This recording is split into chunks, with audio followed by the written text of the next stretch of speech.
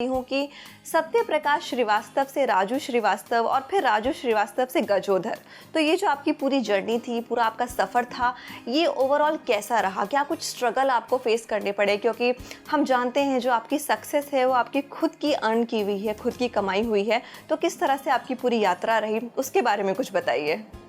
दोस्तों, मैं कानपुर का हूँ, ओरिजिनली यूपी कानपुर का। तो जाहिर है अगर उस टाइम की बात करेंगे, उतना पीछे जाएंगे जब हमने शुरुआत की थी जी, तो तब इस कला को लोग जानते नहीं थे। ये स्टैंड अप कॉमेडी कोई चीज़ होती है, पीपल डोंट नो, मैं भी नहीं जानता था।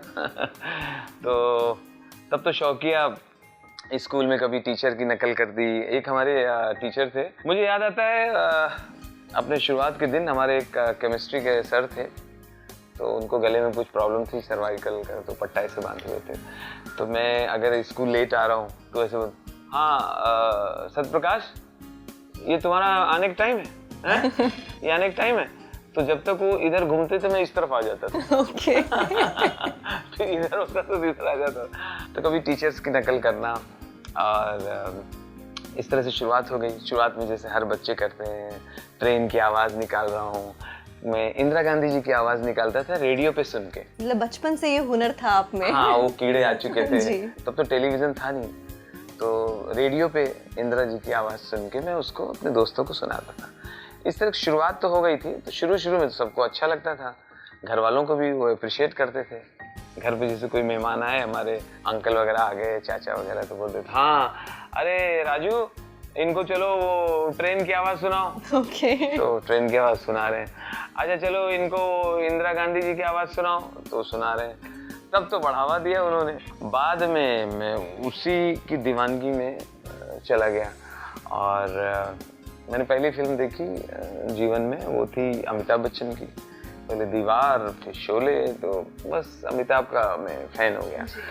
और अमिताभ की आवाज़ पता नहीं कैसे निकल आई, और कमर पे हाथ रख के वैसे ही बोलता था। सब सुनते थे, सब खुश होते थे। अब थोड़े थोड़े मुझे पैसे मिलने लगे। सबसे पहले मुझे मेरी कॉमेडी परफॉर्मेंस की फ़ीस मिली 50 रुपया जी, 50 रुपीज़। तो 50 रुपीज़ उन्होंने दिया, तो मैंने रख लिया, क्योंकि मुझे पता नहीं था इसमें पैसे मिलते हैं। तो अगले दिन मैं उनको वापस करने गया। ओके। हाँ, हमने कहा कि सर आपने कल 50 रुपये हमारी जेब में डाले थे, रखने के लिए दिए होंगे। तो सर मैं ये वापस करने आया हूँ, क्योंकि मुझे लगा हमारा प्रोग्राम बहुत दूर था, तो रास्ते में जंगल था। तो सर ने क्या किया होगा कि उनके पास 500 रुपये, 800 रुपये, 1000 रुपये रहे होंगे, तो उन्होंने सोचा होगा कि मैं एक जगह क्यों रखूँ। ओके। तो उससे अच्छा है कि सबकी जेब में थोड़ा थोड़ा डाल दो। तो मैं ये सोच के उनको वापस करने लगा। तब उन्होंने कहा कि नहीं, ये तो तुम्हारी पेमेंट है, ये तुम्हारी फीस है। इस तरह से वो 50 रुपये मिला।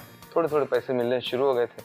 तो अब सब कुछ आसान नहीं होता, और सब लोग एक्सेप्ट करें, तो ये भी कोई ज़रूरी नहीं है। जब आप कोई नई चीज़ कर रहे होते हैं अपनी फैमिली में, खुद ही क्रिएट करके उसको, उस लाइन में आप आ रहे होते हैं लीक से हटके, तो जाहिर है कि अपोज होगा, तो विरोध होगा, क्योंकि किसी को उस लाइन के बारे में पता नहीं है। आप फैमिली में एक नई चीज़ करने लगे। नई चीज़ कुछ भी हो सकती है।